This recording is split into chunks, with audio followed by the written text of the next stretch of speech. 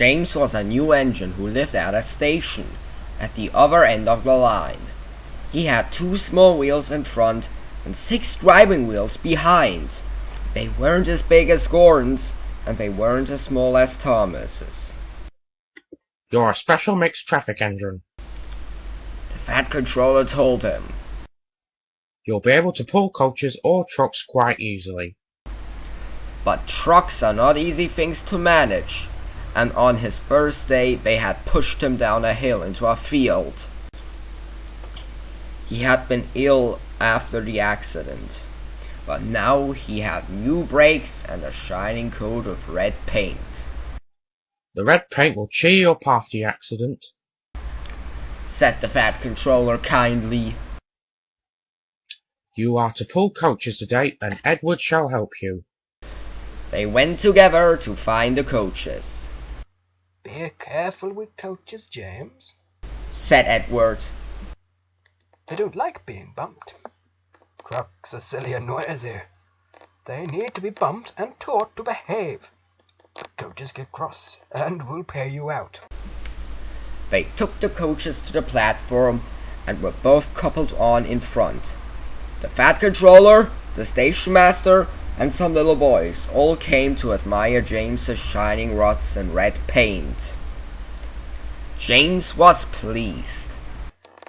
I am a really splendid engine, he thought, and suddenly let off steam. Wheesh! The Fat Controller, the Station Master, and the guard all jumped, and a shower of water fell on the Fat Controller's nice new top hat. Just then the whistle blew, and James thought they had better go, so they went. Go on! Go on! He puffed to Edward. Don't push. Don't push, puffed Edward, for he did not like starting quickly. Don't go so fast! Don't go so fast! Grumbled the coaches, but James did not listen. He wanted to run away before the Fat Controller could call him back. He didn't even want to stop at the first station. Edward tried hard to stop, but the 2 coaches in front were joined the platform before they stopped, and they had to go back to let the passengers get out. Lots of people came to look at James, and as no one seemed to know about the Fat Controller's top hat, James felt happier. Presently they came to the junction, where Thomas was waiting with his 2 coaches. Hello, James. Said Thomas kindly. Feeling better? That's right. Ah, that's my guard's whistle. I must go. Sorry I can't stop. I don't know what the Fat Controller would do without me to run this branch line.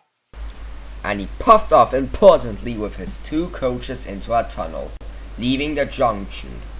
They passed the field where James had his accident. The fence was mended, and the cows were back again. James whistled, but they paid no attention. They clattered through Edward Station's yard and started to climb the hill bejoined. It's ever so steep. It's ever so steep, puffed James. I've done it before. I've done it before, puffed Edward. It's steep, but we'll do it. It's steep, but we'll do it. The 2 engines puffed together as they pulled the train up the long hill. They both rested at the next station. Edward told James how Gordon had stuck on the hill, and he had to push him up. James laughed so much that he got hiccups, and surprised an old lady in a black bonnet. She dropped all her parcels, and 3 porters, the station master, and the guard had to run after her, picking them up. James was quiet in the shed that night. He had enjoyed his day, but he was a little afraid of what the Fat Controller would say about the top hat.